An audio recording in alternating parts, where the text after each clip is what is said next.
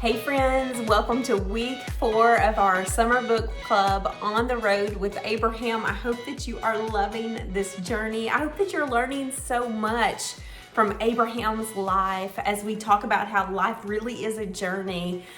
We're picking up in chapter 4 and we're going to find that Abram spent time at the trees of Mamre, and while he was there, he developed intimacy and friendship with God. And I just wonder if that picture maybe speaks to you in the midst of this current season in your life. Maybe you're in a season of waiting. Maybe you're in a season of rest. Maybe you're in a season where you're not quite sure what God is doing. I love that every single season, it literally lays the opportunity, the groundwork to develop a friendship with God, intimacy God, as we look to Him, as we live with Him, as we live for Him and through Him. And so my encouragement to you this week is to just think about that beautiful opportunity in the everyday aspects of life.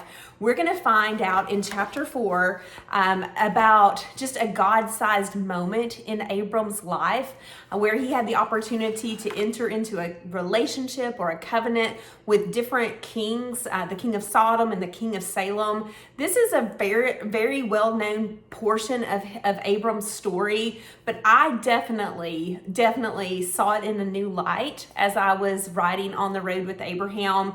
And here's what I saw: preparation, like what Abram did in the day in and the day out aspects of his walk with God while he was at the trees of Mamre, prepared him for the moment when he met the king of Salem and the king of Sodom. And because he had spent time with God, because he had prepared, because he had focused on the Lord and he had developed this friendship, he had discernment in the moment.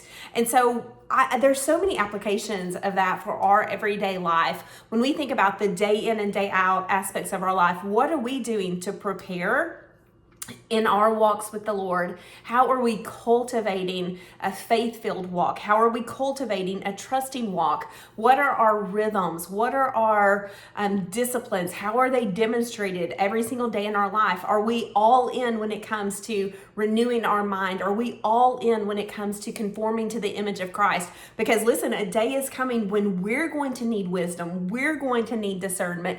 We're going to hear from the Lord so that we can walk in obedience and faith. And so I think for me, when I read chapter 4, or I wrote chapter 4 of On the Road with Abraham, it was this reminder that every day matters in the journey. Like what we do today, it'll impact tomorrow. And so today we need to sow well. We need to invest well. We need to have a godly focus. We need to really practice the presence of God, because while we don't know what is around the corner, God knows. And what we're going to see in Abraham's journey is that every single stepping stone, in a sense, led to the next stepping stone, because life is such a journey and God is so purposeful and He's so intentional in all of His ways. And so what you do today, it really, really matters. So let's prepare well. Let's focus well. Let's build intimacy and relationship with God. Why? Because tomorrow we're going to need the lessons that God is teaching us today. And let's just think about how that really does invite us into a trusting relationship with God. We don't know the big picture, but God knows the big picture. So as we are faithful in the moment, to live to God, with God, for God, and through God, it prepares us for what is ahead. But it also invites us into that intimate, personal relationship with God through Jesus, as we say, Lord, you are good, your ways are good, you're in control, you're purposeful in all that you are doing in my life and through my life.